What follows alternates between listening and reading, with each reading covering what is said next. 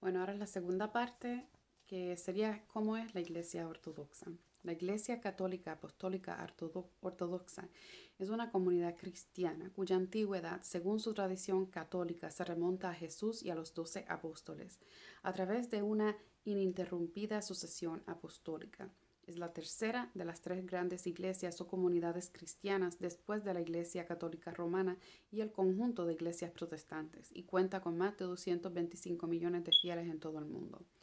La Iglesia Ortodoxa se considera la heredera de todas las comunidades cristianas de la mitad oriental del Mediterráneo, y esto lleva a ciertas tensiones con iglesias orientales unidas a Roma. Su doctrina teológica se estableció en una serie de concilios, de los cuales los más importantes son los primeros 7 concilios, llamados ecuménicos, que tuvieron lugar entre los siglos IV y VIII. Tras varios desencuentros y conflictos, la Iglesia Católica Ortodoxa y la Iglesia Católica Romana se separaron en el llamado Cisma de Oriente y Occidente en el 16 de julio del 1054. El cristianismo ortodoxo se difundió por Europa gracias al prestigio del Imperio Bizantino y a la labor de numerosos grupos misioneros.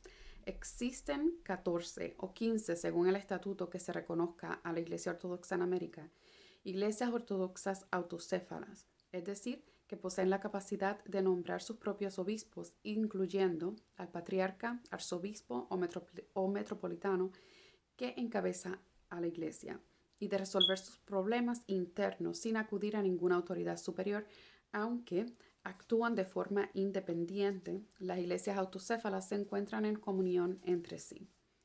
Diferencias doctrinales. Tienen varias diferencias doctrinales, litúrgicas y de tradición con la Iglesia Católica Romana. La Iglesia Ortodoxa sostiene que la Virgen María fue concebida en pecado original, como las demás criaturas. La Iglesia Romana, por definición del Papa Pío IX, en el año 1854, proclamó dogma de la fe de la Inmaculada Concepción, lo cual es algo bien reciente, históricamente reciente. La Iglesia Ortodoxa no acepta la figura de la Virgen María como corredentora, a pesar de su veneración particular. La Iglesia Ortodoxa rechaza la adición del filioque en el símbolo niceno-constantinopolitano, aprobada por Roma, que sería el credo de los apóstoles, por lo que no admite la procedencia del Espíritu Santo, del Padre y el Hijo, sino únicamente del Padre, como está escrito en la Biblia. La Iglesia Ortodoxa considera que la consagración del pan y del vino en el cuerpo y la sangre de Jesús en la liturgia se efectúa por el prefacio, las palabras del Señor y la epiclesis, y no tan solo por las palabras del Señor, que son las que él dice en la última cena, que es como lo enseña la Iglesia romana. O sea, en otras palabras, nosotros no sabemos cuándo precisamente se convierte, solo sabemos que es durante el prefacio, las palabras del Señor y la epiclesis. La Iglesia romana insiste en que ellos saben el momento exacto en que el Espíritu Santo convierte el cuerpo, el pan y el vino en el cuerpo y la sangre del Señor. La Iglesia Ortodoxa niega la existencia del purgatorio. La Iglesia Ortodoxa enseña que las decisiones de un concilio ecuménico son superiores a las decisiones de cualquier jerarca eclesiástico. Asimismo, no admite la infalibilidad del obispo de Roma en ningún caso. La infalibilidad es una prerrogativa de toda la Iglesia y no de una sola persona. La Iglesia Ortodoxa solo admite 7 concilios ecuménicos, que fueron los 7 primeros, mientras que la romana 21 y sigue contando. La Iglesia Ortodoxa no admite la supremacía universal de derecho del obispo de Roma sobre toda la Iglesia cristiana.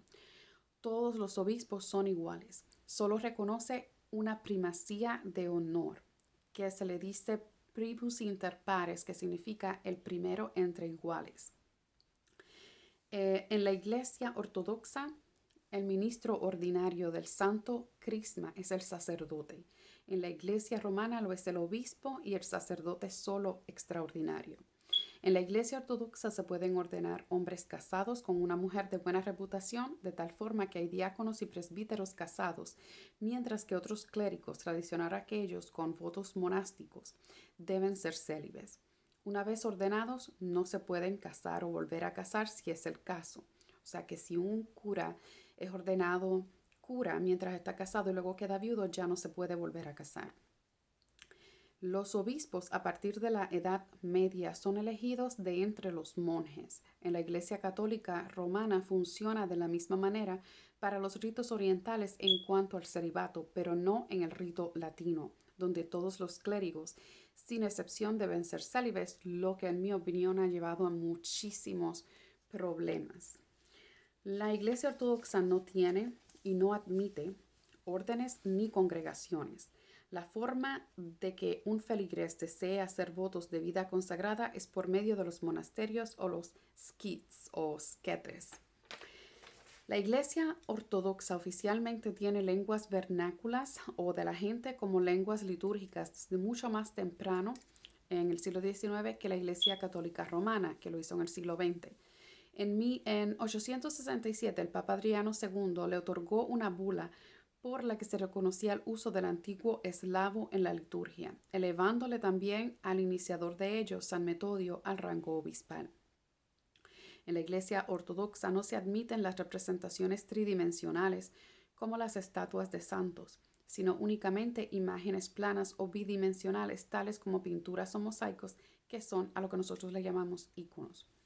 Además, los íconos son pintados en un rito de oración que requiere el canto gregoriano, que es similar a cómo se deben hacer los cordones de oración. La liturgia ortodoxa no utiliza instrumentos musicales, solo la voz humana, porque el fin es que todos nuestros sentidos están envueltos en la liturgia y que usemos todo lo que somos nosotros para alabar a Dios. Si usamos instrumentos, entonces se vuelve más como un concierto y entonces ahí es que comienza la gente a admirar a quien canta y no a quien le cantamos. La Iglesia Ortodoxa nunca organizó cruzadas. La Iglesia Católica Romana apoyó en ocasiones la invasión y conquista de tierras cristianas ortodoxas por los denominados cruzados. Por ejemplo, el saqueo de Constantinopla y las cruzadas bálticas. La Iglesia Ortodoxa nunca practicó la venta de las indulgencias. Eso es, de hecho, para nosotros una idea ridícula. Ni siquiera voy a hablar de eso. Para un cristiano ortodoxo, la Santísima Virgen María es la Madre de Dios y por lo tanto se le debe veneración y honra. María tiene un lugar privilegiado en la Iglesia Ortodoxa, pues ha llevado una vida de castidad y pureza, de tal manera que Dios la consideró digna de ser la mujer en la cual se encarnó el Verbo de Dios. Y esta elección divina no se basó sobre la predestinación, sino sobre la plenitud de las virtudes que ella manifestaba. Dios miró su corazón invadido por la fe y la humildad. Esto está claro en sus palabras, porque ha puesto los ojos en la humildad de su esclava. Lucas 1:47. María se humilló y Cristo descendió. Ambas cosas, humildad y descenso, se unieron en la realización de la encarnación divina. El largo proceso de purificación e iluminación de la raza judía, tan vivamente descrito en el Antiguo Testamento, alcanzó su culminación en la Santísima Madre de Dios. En ella hallaron cumplimiento la fe y el heroísmo de muchas generaciones del pueblo elegido. Aceptó con humildad el reto de la anunciación durante la vida de su hijo, permaneció en último término y estuvo con los apóstoles el día de Pentecostés, cuando el nuevo periodo de la historia de la humanidad comenzó con el advenimiento del Espíritu Santo. A aquellas personas que, por ejemplo, protestantes que me decían que no se habla de la Virgen María después que muere Jesús y todo lo demás, sí, cuando sucede el día del Pentecostés, ella está allí con la iglesia, con los apóstoles, y siempre estuvo allí, siempre, hasta el día de su dormición. Un teólogo ortodoxo escribe: el alma de la piedad ortodoxa es una calurosa veneración de la Virgen María, la Madre de Dios. Su nombre es constantemente invocado en las oraciones litúrgicas, comunitarias y personales. porque se la ama no solamente como la madre de Cristo, sino también como la madre de toda la humanidad, pues abraza en su caridad a toda la familia humana, de la que su Hijo es el único redentor. La función de María en la encarnación es doble. Por un lado, ella asegura la continuidad de la raza humana. Su hijo es hijo de David, hijo de Abraham y de todos los padres progenitores. Por otro lado, él exhibió una nueva fuente de generación. Él fue el nuevo Adán.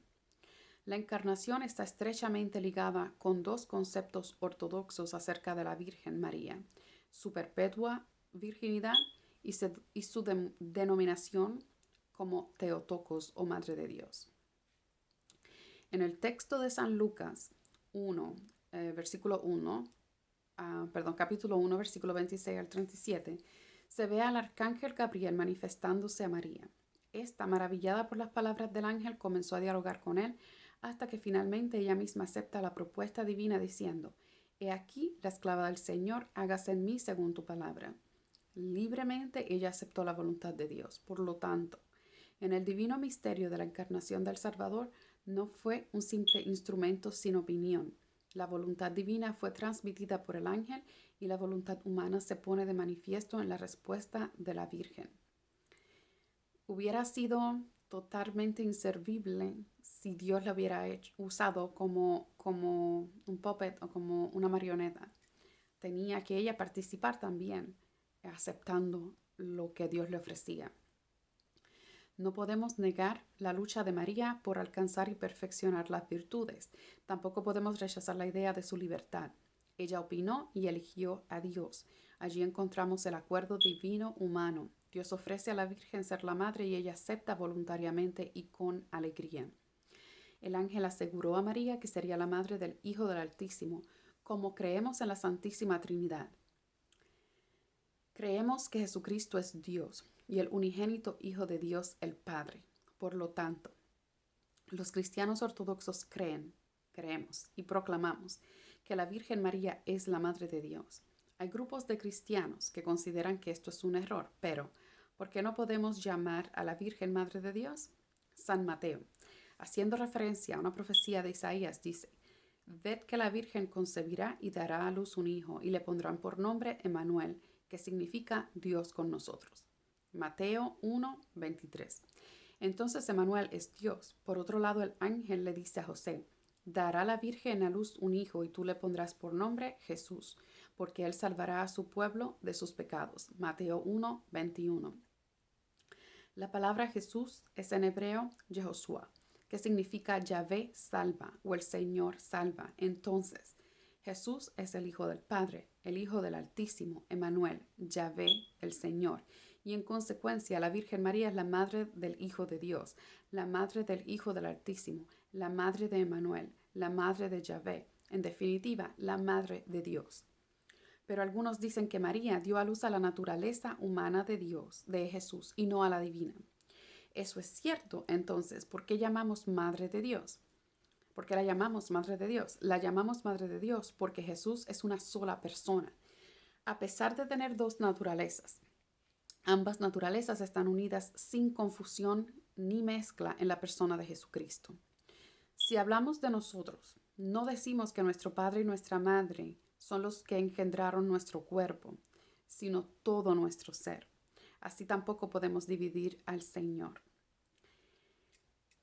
Cuando Jesús se dirige al Padre, no le dice: «Oh Padre de mi esencia» o «Oh Padre de mi naturaleza divina», sino lo llama Padre mío. Todas las evidencias son claras. Es por eso que para el cristianismo ortodoxo, María es la verdadera Madre de Dios y a ella honramos y engrandecemos en cada divina liturgia.